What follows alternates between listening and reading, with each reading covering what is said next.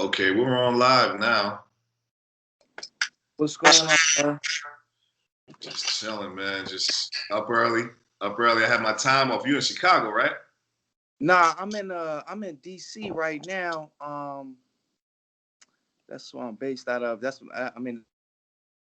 Uh, that's where my number comes from.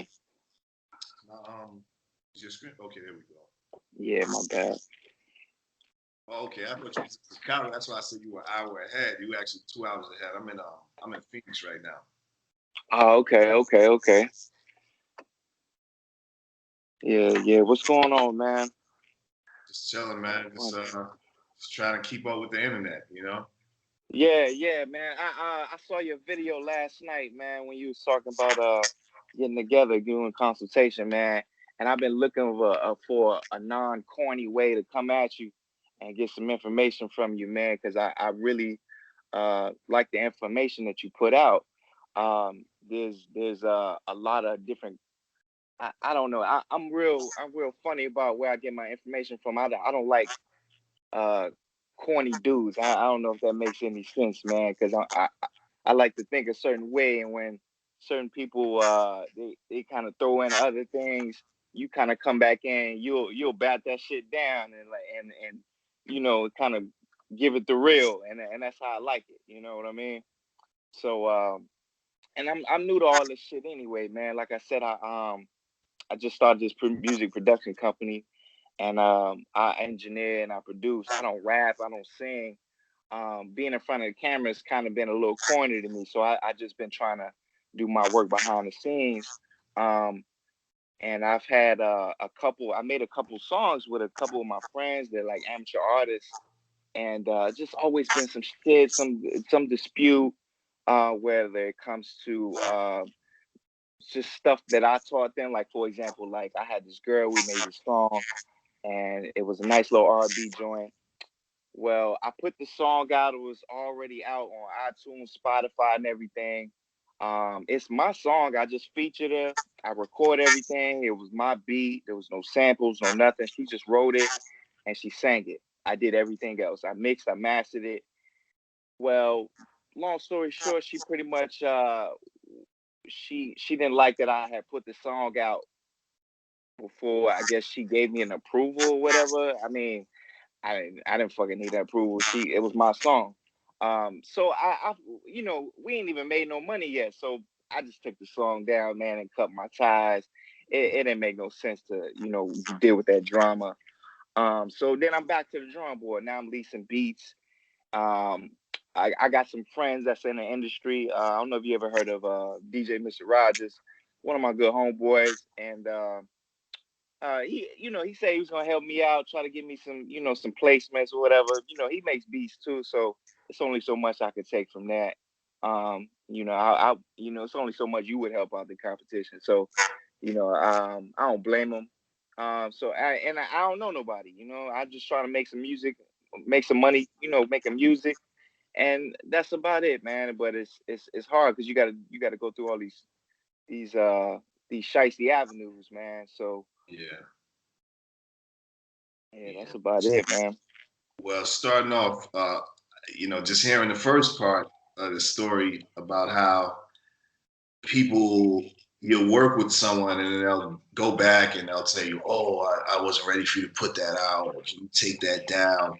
Yo, like, man, how many times I've gone through that shit, especially with because video is even people are even more delicate with their because of their appearances and um, how people are perceive them. Like it's people are fucking crazy. Like they say they want to do this, but they're just I don't know. It's like people are full of shit. And it's been tough for me, and that's really why I've been focusing on myself this year because it's like you'll waste a lot of time fucking around with other people, and it's kind of double. It's two sides. It's a double-edged sword because on one end, it's like you need to work with people. I mean, every big company has fucking employees, has people. It's never just like one man show. But then on the other side, you got to deal with people's bullshit. So it's a lot of man, like that shit, you hit it right on the fucking nail. And I forgot to talk about this. Like, I got a text from this girl. I got a DM from this girl, right? It was this girl from one of my music videos. It just so happens you want my music video that's doing the most numbers. So when I sent me that DM, she was like, "Hey, how you doing?" I was like, "Oh shit, oh shit, what does she fucking want?" Is she about to tell me, "Oh, I just changed jobs in that video when I'm in with you in, my booty is out. I want you to take that down." And I'm sitting like, "Oh shit, that's my #1 video." If she tells me to take this shit down, I'm gonna just have to act like I don't see the message because it's like, yo, we did this already. We did the work. You knew what we were doing when we were making it, and now you want to go back and pull that down. I wasn't ready. You didn't get my authorization. People are full of shit, and I don't know, how do you pick and choose who to deal with? Because you never know how people are gonna act afterwards. It's not when you're doing it. It's not when you're doing it. It's crazy. I got a good. I hate to go off into my stories, but I just want to relate with you for a second. For sure. One of my movie, Criminals Gone Wild.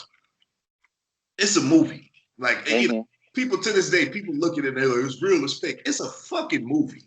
You know what I mean? Like, Arnold Schwarzenegger isn't a killer. I'm sorry to break the news to you. Sylvester Stallone isn't really Rambo. So in my movie, I got one of my friends. Well, not one of my friends. One of my brother's friends. He's a friend of the family. I look at him as family too. I'm not even calling him a friend. So we were making the movie Criminals Gone Wild, and I needed him to be a victim. I needed him to get robbed. And we were all shooting the movie. We all knew what we were doing. It's crazy. That whole movie, it spells the whole story out, what you're saying. Like, I had guys in the movie, they knew we were making a movie about crime. They knew they were playing criminals or victims. But once the shit got on the news, everybody's like, oh, no, I don't want to be in that no more.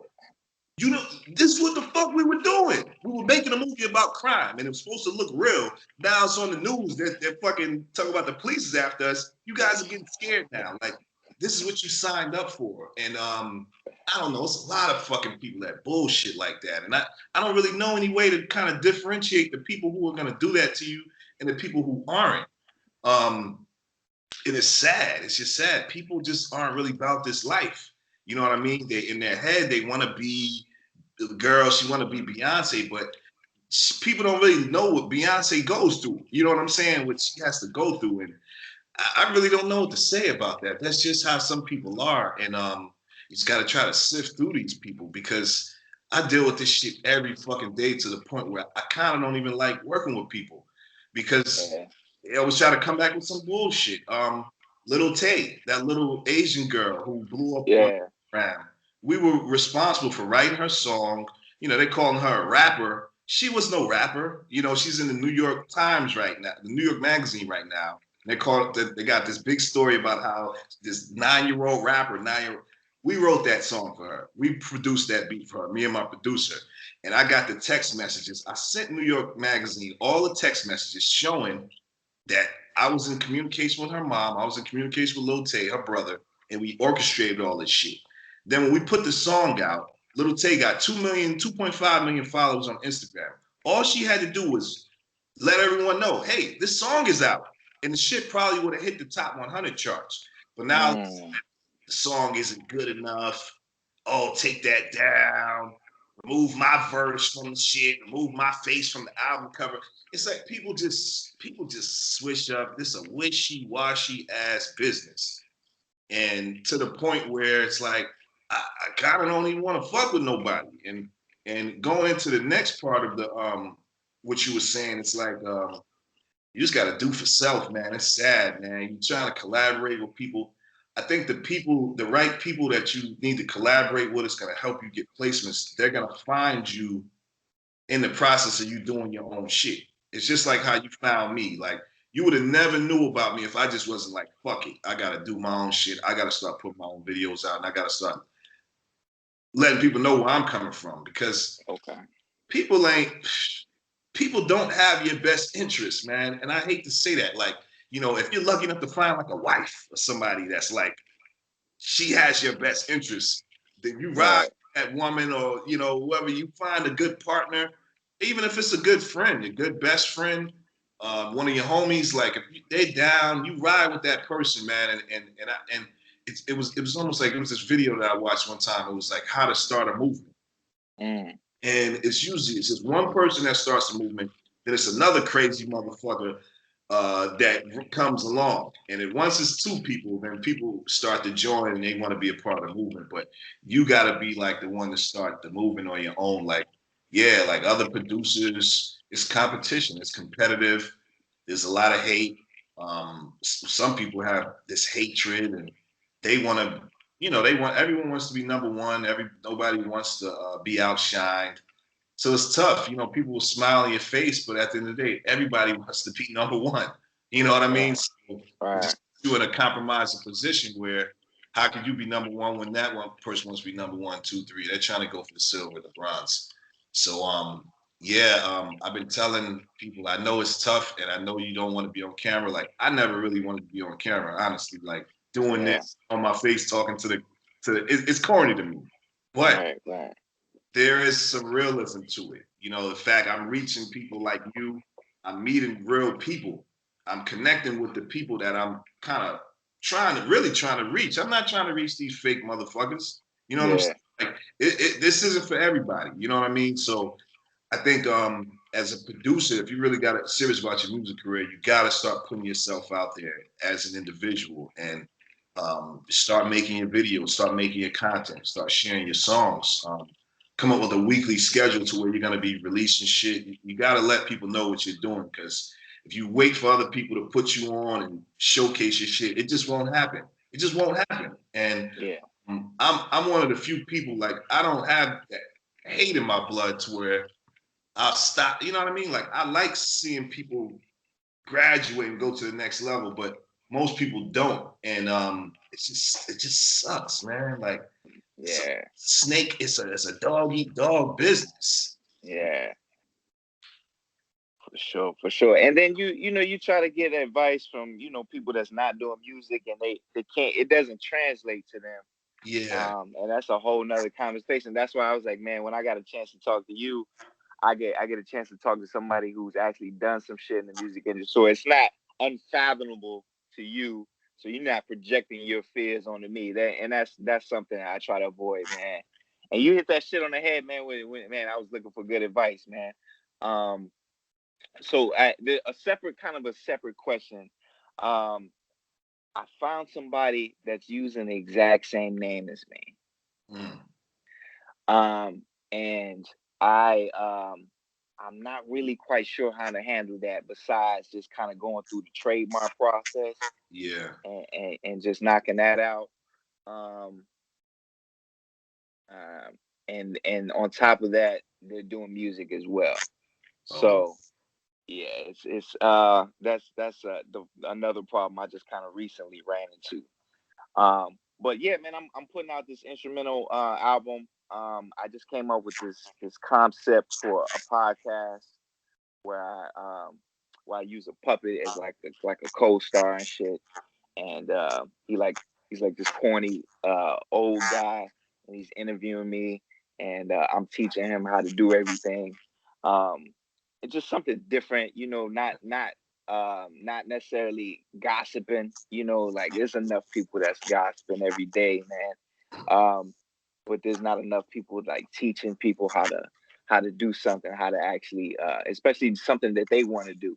So that's why I kind of wanted to do my podcast like that, and then at the same time give like real game at the same time, like talk about credit building shit, talk about shit that that's necessary for life, but at the same time it goes hand in hand with whatever you're gonna do. They don't teach finances in school, so it's on everybody else to kind of do their part to kind of teach people how to work their finances, man. I read your book cover to cover, man. It was, I did a lot of, I modeled a lot of stuff. Matter of fact, you were probably the biggest inspiration for me wanting to put that song out because I didn't want to overthink it. And then one day I saw your video, man. You was like, man, just put that shit out. Like if it's not gonna sound good, forget the engineer. Just put that shit out and let the people hear it. And you know, it's not always gonna be perfect. It's like don't break yourself on that, man. And so that I just that's just been my thing, man. Just put the shit out. I got 16 joints that I'm putting out on this album called Roses. It's an instrumental album, and I've been wanting to put like speeches on there and from like different people, but I besides necessarily just putting straight beats, but I haven't been able to figure that out yet. So I'm just debating on just putting just the beats out by itself. But I want to promote it effectively. I don't want to just put it out because that's my problem now. Like I have music out now, um, but I don't get no traffic, you know. And I don't know whether necessarily buying ads is worth it, or whether that's necessarily just a smart way to go. I don't know if you had any insight on that, on just marketing in general. Yeah, I've done some ad spins on YouTube, and it seems like they're effective, but you have to spend a lot of money to really get that bang for your buck because you got to spend money. I mean, you have to put a budget together for that. You seem to have the right idea as far as doing things around the music, like creating a show, teaching people. That's really where it's at right now. Like in the sea of all these people gossiping and all these people trying to be attention whores, there are still people that want to learn. Like you look at a college class, there's not a million motherfuckers in there. There's only like 30 people in them college courses, and they sit there and they're listening to the professor, and that's really what you're trying to get. And it may take a few semesters to get a full to get hundreds of thousands or whatever thousands of people, but it's a slow process. And another thing about you being a producer, I think it's important that you try to find an artist that you can work with directly. When you think about producers, a lot of the producers became big name producers because they found an artist, and which is the hardest part, finding a dope artist that complements your beats. You know, like Zaytoven and Gucci, perfect example.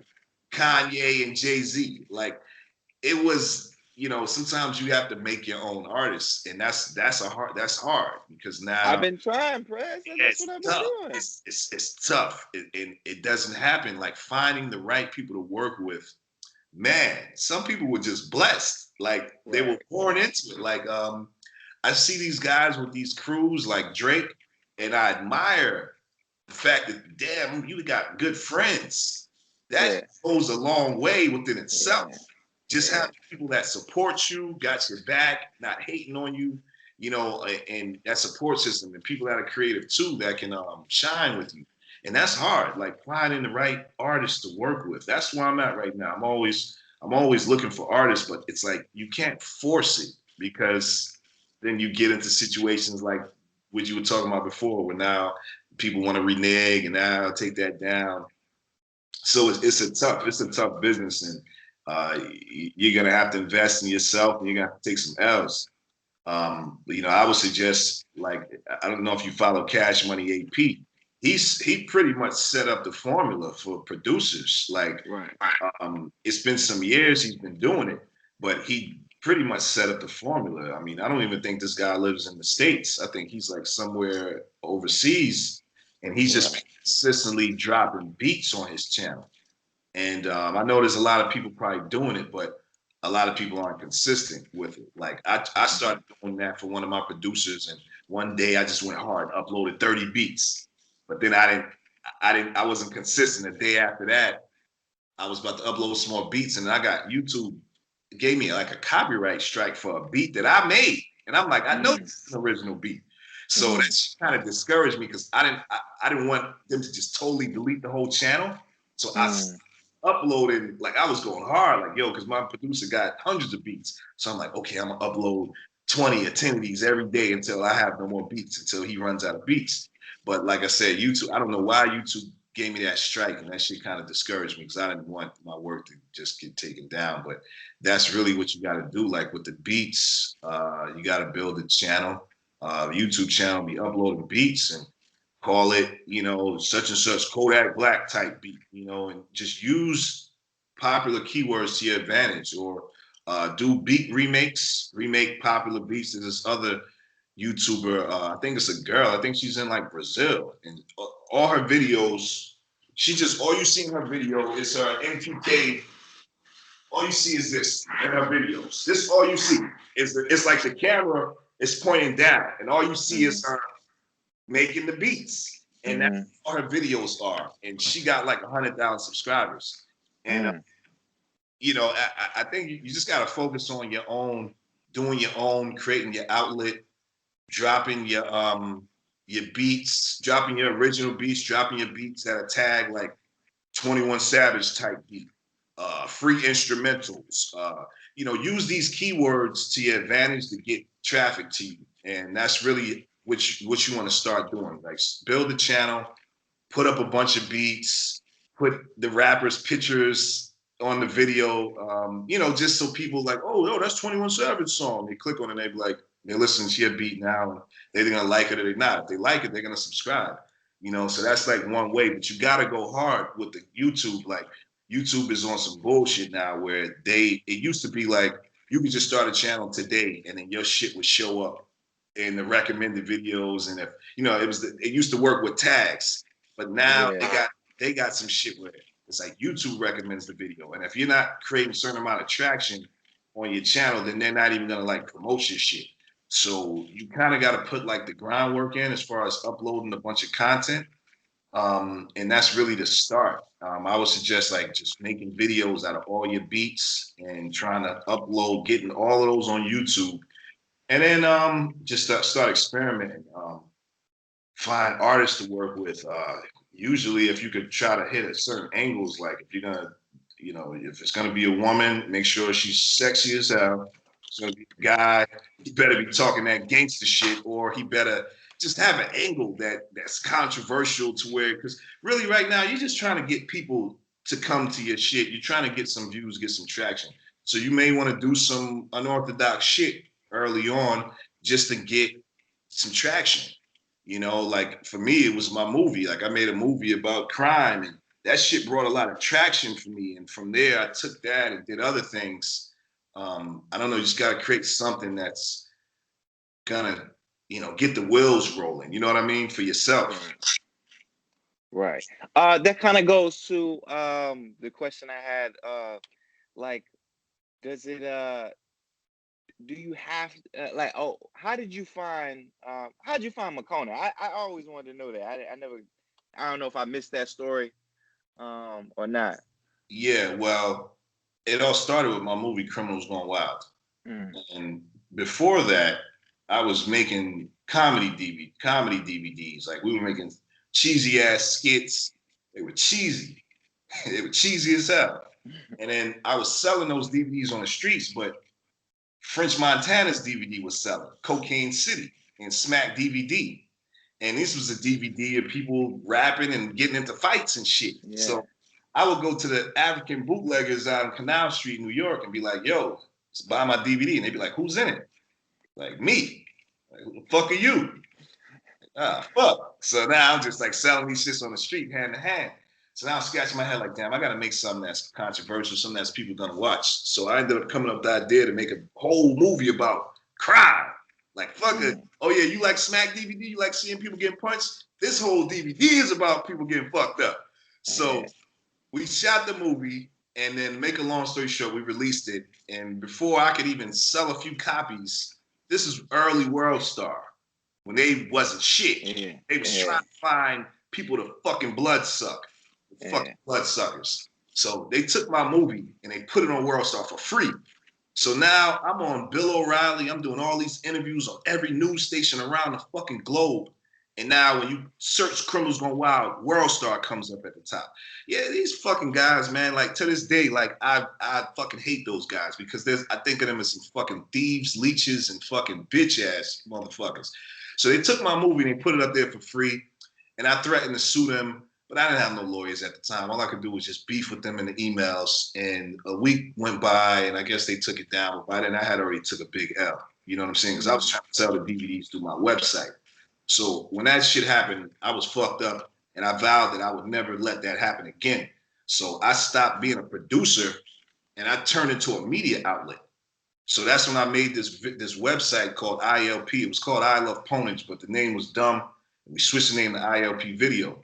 So we was like, yo, we about to be a better site than World Star. If they post 20 videos today, we're gonna post 40.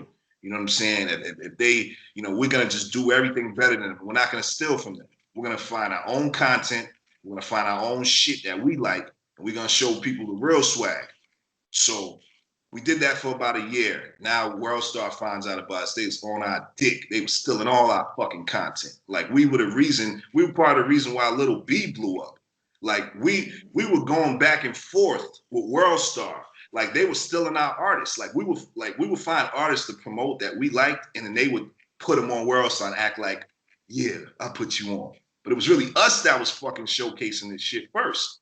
So we was really breaking artists, but we really couldn't prove it. So this is when I really started noticing shit. Like my brother found Future back when he was a bum ass nigga. Like he was signed to Rocco. He had the fake jewelry on, all that shit. So my brother found that video. I got them old hundreds. One of Future's old songs. So we had a website just like World Star. So we put Future's video at the top of the website. So we promote him. A few months later, he comes out with Tony Montana. We promote that shit. A few months later, Drake hops on a Tony Montana remix. So I'm just like, oh wow, good for Future. He's talented. But I really didn't put it together. So then, I mean, we had already known we helped Little B out, but we just figured, hey, we was just another website out of many other websites. So then I'm trying to speed this story up, but one day I'm searching for videos and I find this group called the Migos, and they got a song called Bando. So I was like, oh, these guys are cool. Let me put them at the top of the website. A few months later, Drake hops on the Versace remix. Now I'm like, what the fuck is going on? So I'm scratching my head like, yo, this is weird. 2 for 2. 2 artists found and put on ILP, Drake hop on that remix. Sure enough, I'm like, yo, I need to start signing artists. I just so happened to be looking at the email one day. If I was taking a shit or something crazy happened, there would be no McConaughey. Like, I so happened to be checking my email that day. And we used to get mad emails, like 20, 30, 50, 100 emails, a day. We was getting mad. Even by now, we're doing 500,000 hits a day on the website, 100,000 unique visitors a day. So we're doing real traffic. Like, we're filling up Madison Square Garden every day. This is from 2009 to 2011, we was building this shit up. We was bootlegging movies. We was doing it all. We was doing it. The fucking awards show came on, Hip Hop Awards. I was ripping that shit. And we was putting. I was doing all the bootleg tactics. So now I'm ready to sign some artists.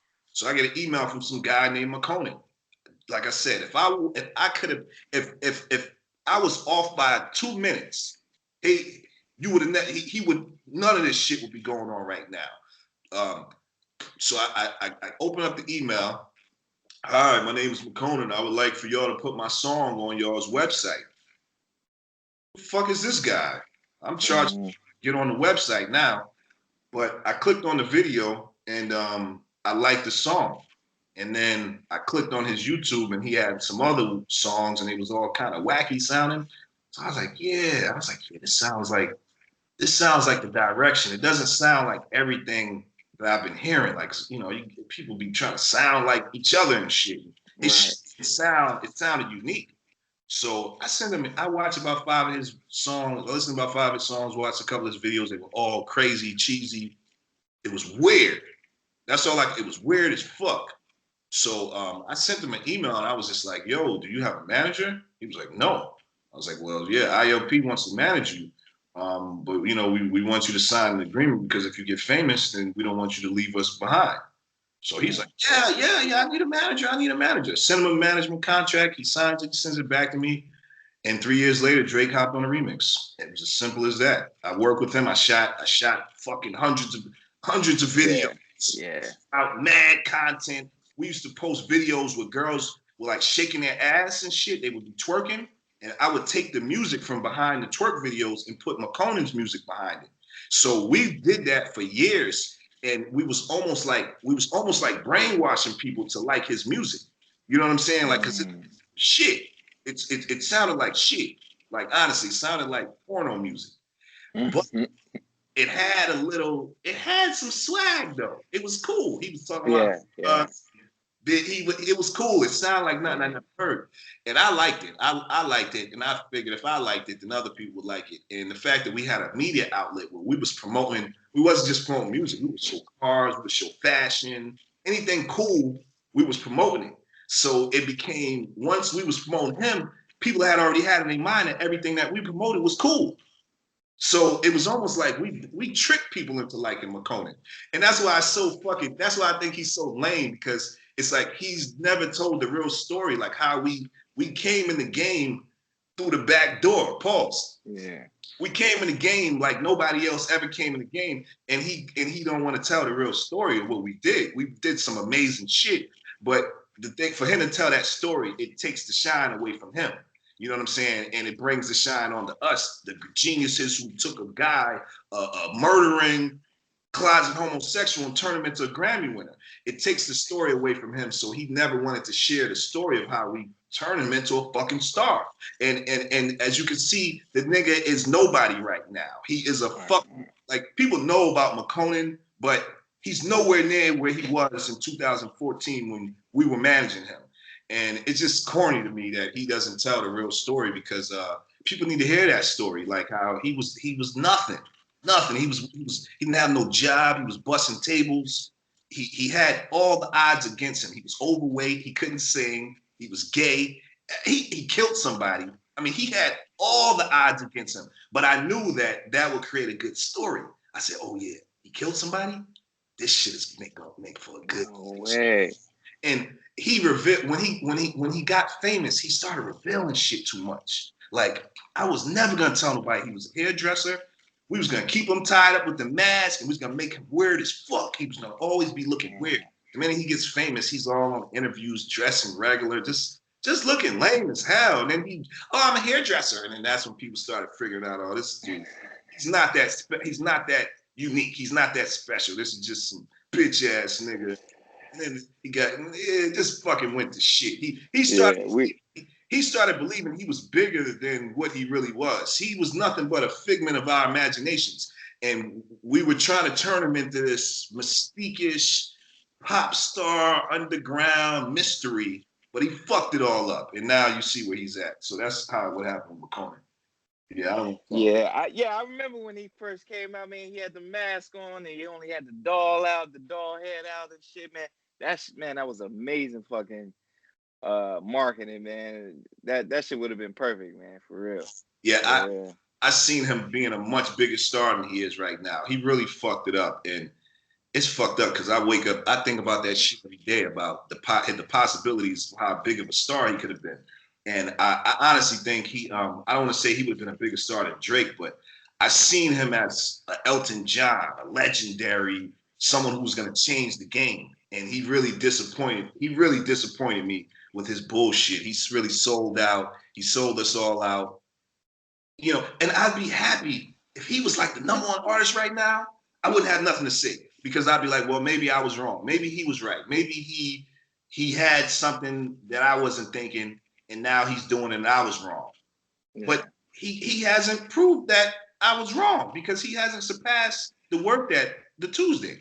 That was his biggest song. Every time he comes out with a song, I look at the charts and I say, let's see if this shit will pass Tuesday. And it never does. And it just validates me even more. Every day I'm like, yeah, it was me behind that shit. It wasn't him. And like, I read these comments about these guys, and they try, oh, why are you shitting on McConan? He's the one that's talented. You're just a fucking bitter manager.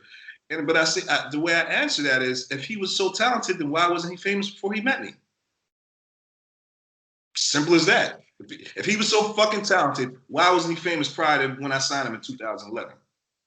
You know, and that's really the story right there. Like I said, I don't want to talk bad about him, but he's a piece of shit. And you know, he deserves all of the fucking karma that he has coming to him, if you ask me. I mean, he fucked up a lot of money. Like, I'm supposed to be a fucking I'm supposed to be like having like sitting on like 10 million right now. Fucking this fucking cornball. He thought he was gonna take it and run with it, and he didn't have a team. He didn't have people that really were creative. Like he could barely knock out a video. Like me, I knock videos out every fucking day. This motherfucker could barely drop a video every month. You know, he don't have a team. And yeah, that's all I'll say about that. So I guess that kind of gives me. So I'm planning to move to Houston, right? Yeah. Just to kind of be on the scene. That's where my boy stay at. I told you the DJ. I know for a fact that I'll be in the shit every so often. I don't know if that's necessarily a good move. That's what I'm planning to do. My question to you is, do you necessarily have to be social? You know, do you have to meet everybody in person in order to kind of rub elbows? How does that work? You know, I know you're in Phoenix right now, but like, do I gotta go to LA? Do I gotta politic in ATL? Like, what do I have to do these things in order to kind of get my face out there? It's more so like you're doing it to get the video footage. You're not so much doing it just to kind of show face. You're showing face for your viewers, for your channel. Like you're making this. Anytime you go anywhere, you want to be make sure you get some footage when you're there, so that you can say, "Oh, I'm here. I'm in Houston. I'm in New York. I'm in," and because that's what people want to see. They want to see the reality show. They want to see, "Oh, he's making moves. He's serious about this shit." You know what I'm saying? And that's why that's why you see all these artists with the tattoos on their face. That's why they're winning right now, because to take a tattoo, to put a tattoo on your face is a big fucking commitment. Like it's the fucking biggest commitment of life. Like you probably gonna die with that shit on your face. So it's some subtle shit. But I think that's what makes people pay attention to. That's why everybody's trying to tat their face, because it automatically kind of puts you. It takes you from, is this guy serious, or is he serious? You know, when people realize you're serious, that's when they want to fuck with your music. And when they see you're traveling and you're really doing this shit seriously, spending money to give them something, they take you more seriously. So I don't think it's so much about you just being there and showing face for personal satisfaction. I think it's more about you doing this to create visuals and to show people a story. And that's what we were doing when I was working with McConan. Um, I wasn't like a crazy. We were working like this for 95% of the time. We were just working on the computer, talking, planning. And the other 5% was when I would go out to Atlanta and I would bring my camera, and then, okay, it's time to shoot. And we would just spend that whole week shooting content, getting content. And then I would go back home and I would put the content together, and then I'd put it out. And then we plan to meet. Okay, we're going to meet in LA. Fly out to LA, meet me in LA. All right, we're going to get this footage for a week. And then that's that. And I'm going to chop the footage up. So we would go like on these benches, these creative benches. But for the most part, I was sitting at home like this. I was in Akron, Ohio. And we literally got a Drake deal out of Akron, Ohio, in a little ass house, a little bullshit $30,000, $40,000 house, sitting up in my grandmother's old house, just working, just doing this shit. You know what I mean? Until the producers in Atlanta started recognizing what we were doing. And like I said, the producers in Atlanta, the only reason they seen him was because I was putting his music behind the booty videos. You know what I'm saying? And they perv, you know, they want to see some ass. So they clicking on that girl with the fat ass, and they would hear McConaughey's music. And then through that, we brainwashed the producers into liking his music and his swag, and then they couldn't wait to work with him. And then now we in Atlanta shooting videos, and then we ended up bumping in the, you know, Mike Will ended up seeing one of those videos, and then he starts inviting us to the studio.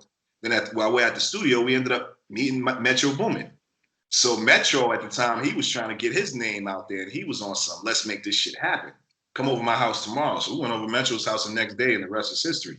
And then once we recorded those songs with those upper level producers, that's when all the media jumped on the dick. They jumped on our wave, like, you know, and it was so corny because it was like, yo, we dropped 10 albums. What, y'all act like y'all never seen this. But then the minute Sonny Digital Metro jump on it, yo, oh, McConan, he's the highest artist in the world. I'm like, wow, y'all some bandwagon riders. And that's why you really can't even focus on, you can't wonder why they not posting my shit, why this. You just gotta be doing shit. Like, it got to the point where I didn't even give a fuck no more. Like I was happy. I was happy just if McCona was able to do shows for 2,500, 5,000. If we was getting booked for shows for 20, I was happy. And not nowhere in my wildest dreams I imagined, I'd be booking him for 50,000 or I'd be booking him for 20. I was being very modest with my goals. Like I was just happy, we're independent. This is grassroots. Hey, we're not big like Drake or Taylor Swift, but we got this underground shit. I was happy with that. So I wasn't really trying to kiss no one's ass. I wasn't really trying to be in nobody's face.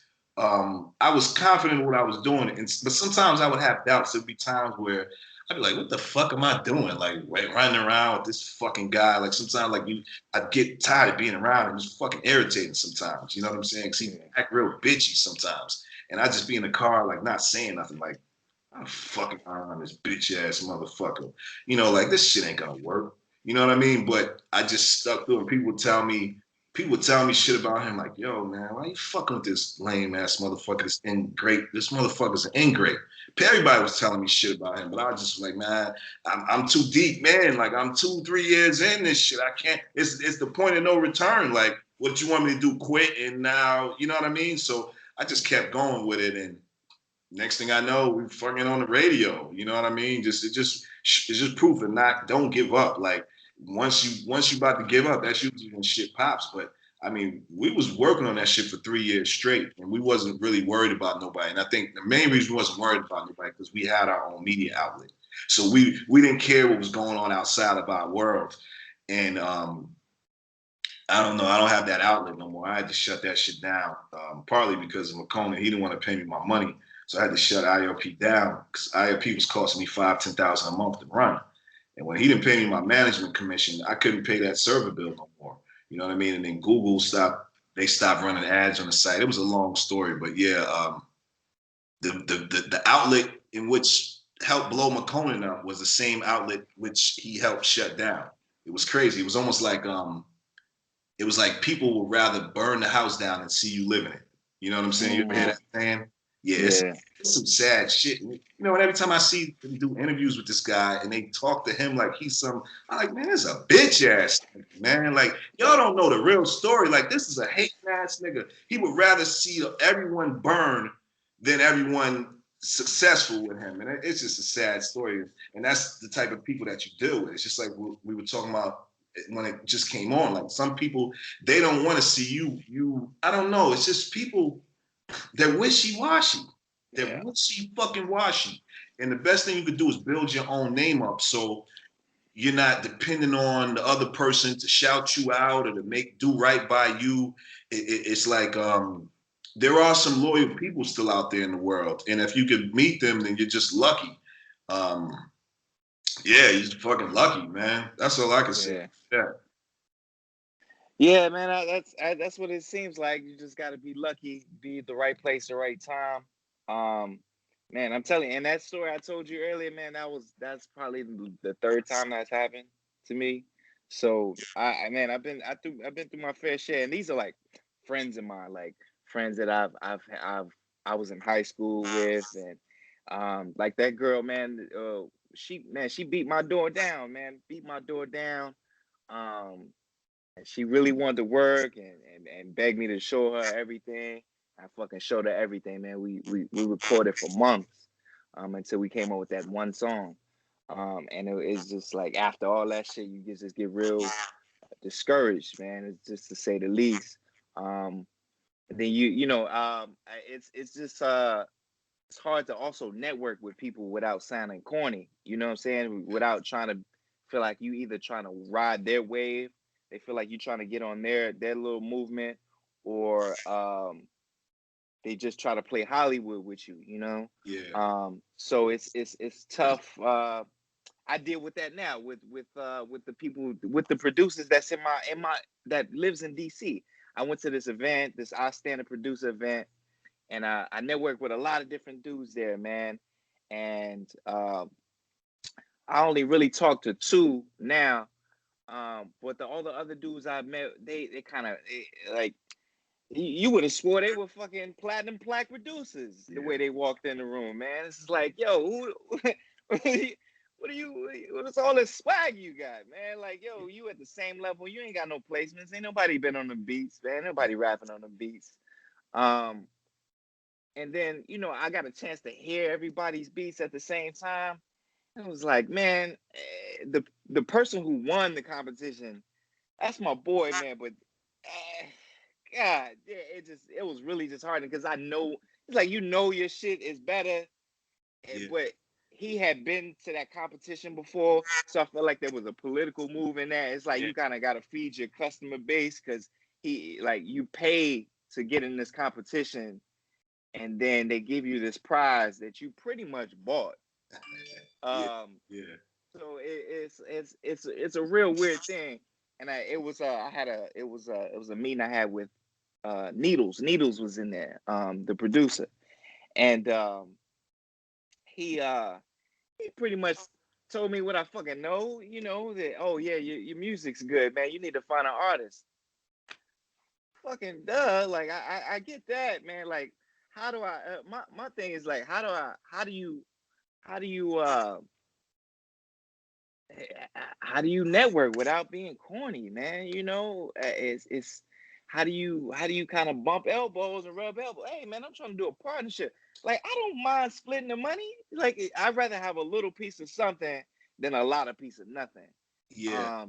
So putting out a project, it's not like producers don't want to do collab albums. They rather do kind of like, or let's just collab on a beat, and then let's have a back and forth on what we're gonna do afterwards. Like, what the fuck I collab with you for? Yeah. So yeah, that's my question. Just how you rub elbows without just being corny.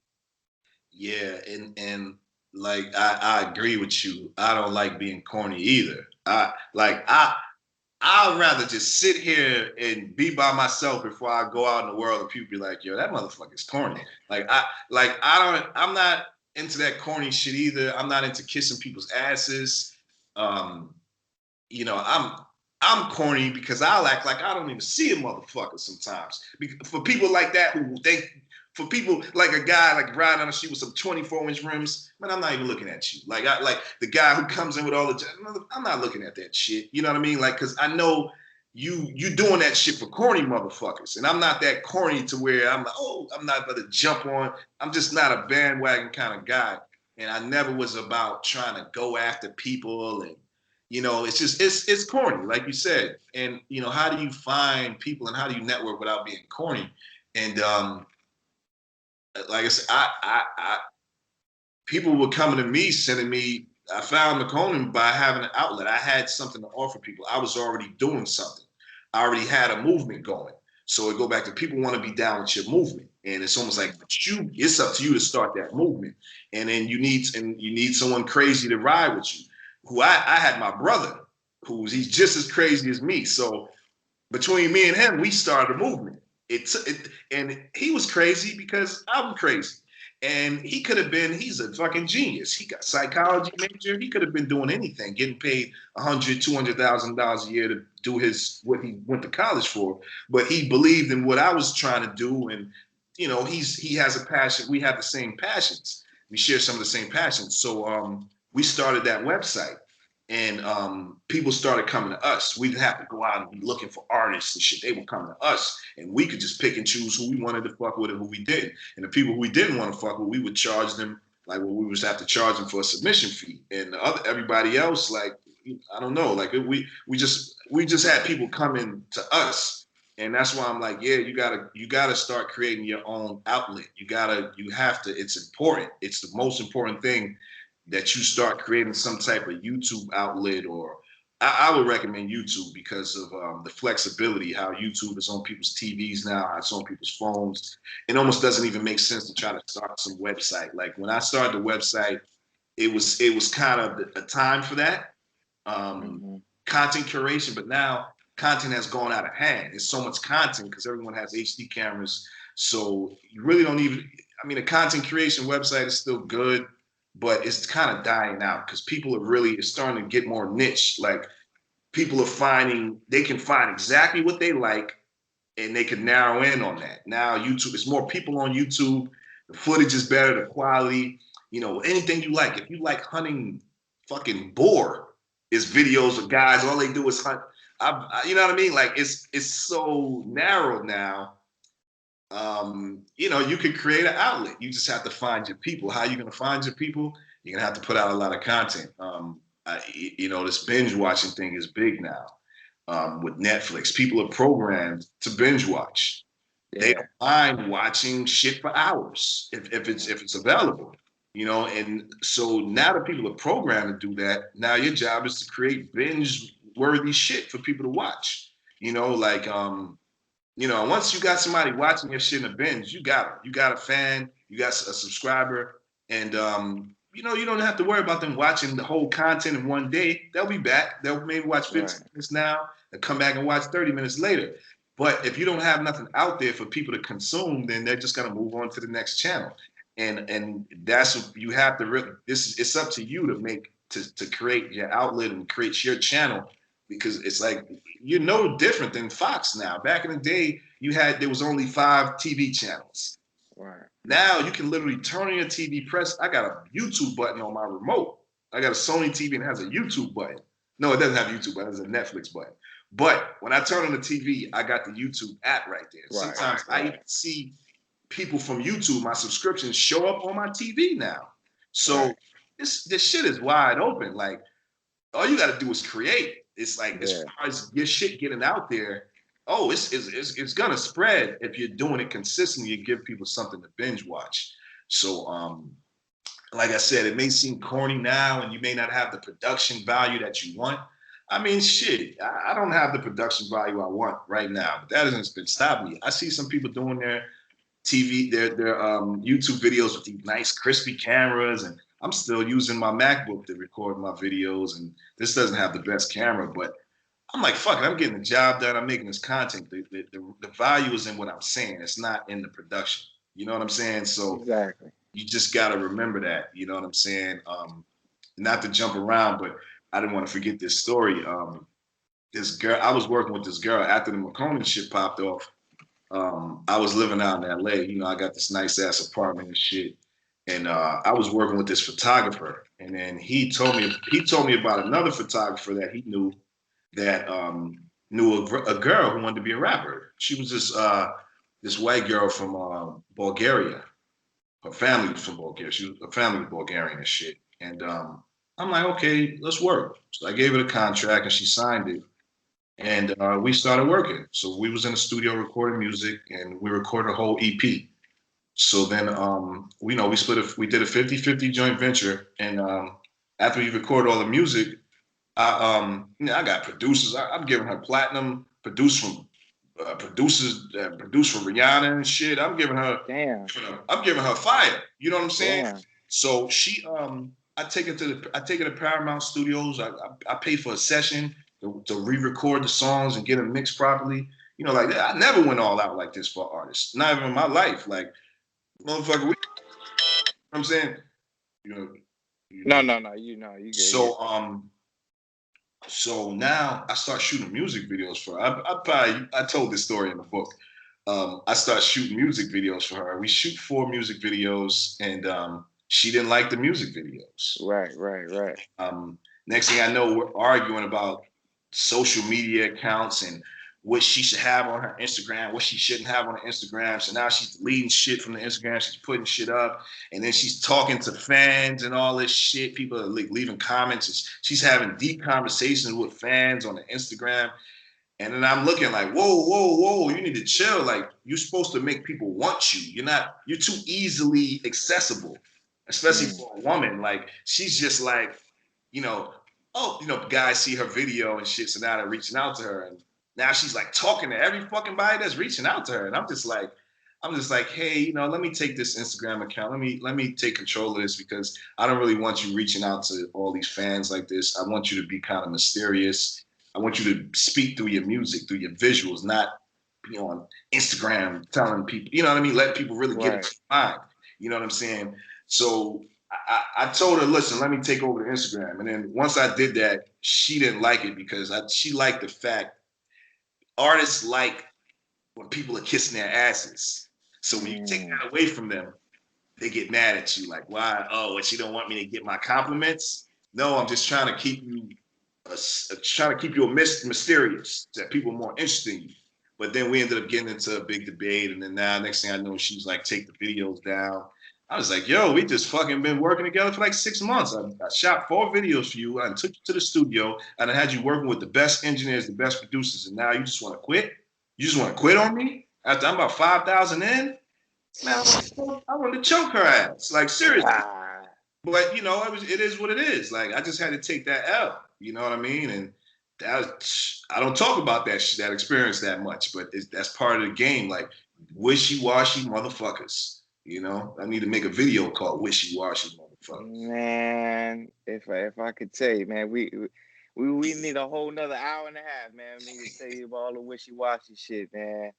And these are close friends of mine, man. It sucks, man. This shit ends friendships, man. It's Yeah, the worst. It's the fucking worst, man. yeah. Yeah, but I don't want to hold you all day, man. Yo, Nah, Preston, I'm man. chilling. I'm Yo, chilling. Like, this is your time. You want to call me nah, back later? I'm down. I want you to feel like you talked me off. Like, yeah, nah, nah. I'm chilling. This is your time. You know. Yeah. So I mean, Nah. I gotta go. I gotta go soon anyway. But I just wanted to, just kind of give you your flowers, man. You really you gave me a lot of inspiration to keep going. Especially after a lot of shit that I've been through, and also just to kind of confirm all the shit, all the moves that I was making prior to. I had already started my company and shit when I found your book. I wish I'd have found your book before I started my company. Um, but it's it's important for at least me to tell you you're doing a fucking amazing job, man. Keep knocking that shit out, man. And you're definitely reaching. You're definitely reaching the people that you want to reach. Um, and I've definitely found. I guess I want to say I've seen you, because you remind me a lot of my one of my mentors that I have now, man. You said y'all. I don't know if you're from New York, but he's from New York. He's from Brooklyn. I'm from Brooklyn. Um, Yeah. yeah, y'all voice is like the exact fucking same. And this is my boy. I was in the Navy with him, man. I got a long backstory. I was in the Navy for 6 years, man, and that's when I started making music and shit. When I first got in the Navy, I was 19, and I ain't really have shit else to do. So I was like, I downloaded Fruity Loops, and it was on from there, man. I never stopped. Um, and that's always been like my calling card. People always know me for making beats. So I went to GW, and I was going to school for systems engineering. I ended up finishing, but I've never been. My parents, they own their own business, man. So it's always been funny for me working under somebody, because I seen my parents and how they get down. And I know that's in my blood. It's always been in my blood, because I've always had a hard time being an employee. So this shit, either this or something's got to jump. Something's got to jump on the entrepreneurial front, man. And that's why I fuck with you, because whether it's with the real estate shit, or whether it's with the music, or whatever's got to happen, whether it's about making some shit happen, you need those streams of income, man. And I respect you for that shit, brother. Appreciate everything, man. Thank you. And feel free to reach out whenever. And like, remember, just tell your stories. Like, your stories are unique. You know what I mean? And remember that. And there's people that are out there that relate with you 100%. They feel your story. You know what I mean? And this is proof. The fact that we're talking right now, we're relating now. Like, it's working. Like, this shit works. You know what I mean? All I've been doing is sitting in front of my computer and telling my truth. That's all I've been doing. And I've been putting out my music, and I've been trying to help. And my intentions are good. And that's what I think is the most important. A lot of people got the wrong intentions, and they plan on succeeding. Like, I know for a fact I mean well. I mean people well. I'm trying to give people something. I'm not trying to take more than I'm trying to give.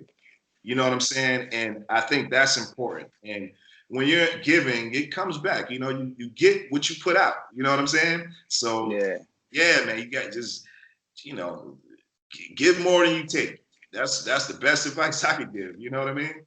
Absolutely, man. And that kind of leads to the last question. Just being able to keep in touch, man. I don't want to bug you. I don't want to feel like Nah, nah.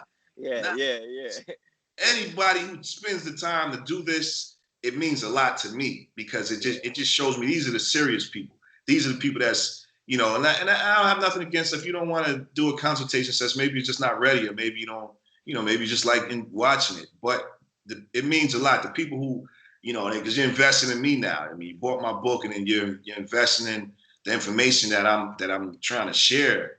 So it means a lot to me. So it's like, you got my direct number. Hit me whenever. Like I'm not on this Hollywood ass shit.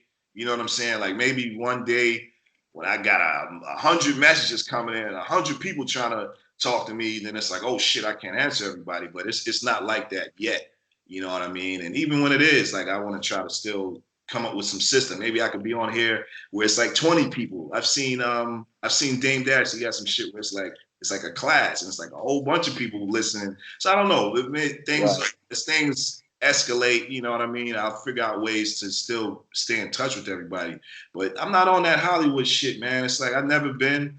I'm a real person. I'm really here. I'm not on that shit. You know what I'm saying? And it go back to real, recognize real. You know what I'm saying? It's a lot of fake motherfuckers in the game, and you got the media outlets co-signing these fake motherfuckers. And I'm not one of them. And that's probably the reason why I'm not big famous right now. Because I'm not a fake ass lying fucking snake in the grass ass motherfucker. And like I said, just put out them good vibes, make sure your intentions are well, and you'll be blessed, man. And, you know, and if you're not, I feel blessed. I feel blessed. You know what I mean? Indeed, brother. All right, man. Hey, I'm definitely gonna reach out to you, man. Especially when I put this album out, man. And especially when I move closer to the west. I move closer out west. I'm planning on moving to Houston like August at the latest. I was able to convince my daughter's mother to move out there with me and shit. So I'm good to go, man. I'm definitely moving out there, man. I'm tired of the cold anyway, man. It's fucking snow and shit. Yeah. I'm done with this shit, man. Yeah, I had to get away from that. My son and his mother live in Houston, so I'm planning on going out there probably in another week or two. So yeah. Oh, okay. Yeah, man. Yeah.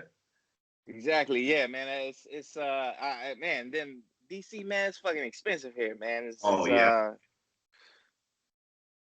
Man, I got to get up out of here, man. Get some decent, some low cost living and something different. Yeah, that's definitely important when you're trying to build a brand. You know, like making sure your overhead is low. You know, I made that mistake a few times, like renting too high. Like, you know, you gotta give yourself some room to breathe. You gotta give yourself some room to save, and you know, you still want to live a comfortable life. You still want to have your amenities and all that shit, but you gotta find the balance, man, because money would go, and if you're not smart with it, then you know it says a fool and his money will soon part ways or some shit like that. Right. Shit, man. All right, brother, man. I'm gonna bust with you, man. Appreciate your love, man, and all the gems, man. And yo, I'll be in touch, brother. Yeah. So you don't mind if I put this on the channel, do you? Yo, do your thing, brother. Do your thing. My God. Yeah. Of course. I'm gonna post this up today, man. Do you want to give a shout out, let everybody know how they can get in touch with you? AyeCue Productions, AyeCue.Productions. That's my IG. You can catch me there regardless. Check out my YouTube, the same name, AyeCue Productions. Yeah, that's about it, man. Appreciate the love. All right, like I said, hit me whenever, man. You got my direct number. I'm here, man. If any questions, anything, hit me whenever. Give me a call. Don't feel like, oh, I don't want to. But nah, I'm here. Like I'm a real person. I'm not on that bullshit. Like, you know what I mean? Like I consider you family now. You're part of this movement that we're creating. We're creating a whole new movement. So you're absolutely. Hit me up whenever. All right, brother. Appreciate it. Be blessed. All right, man. Thanks a lot, man. Appreciate you. All right. All right. Peace.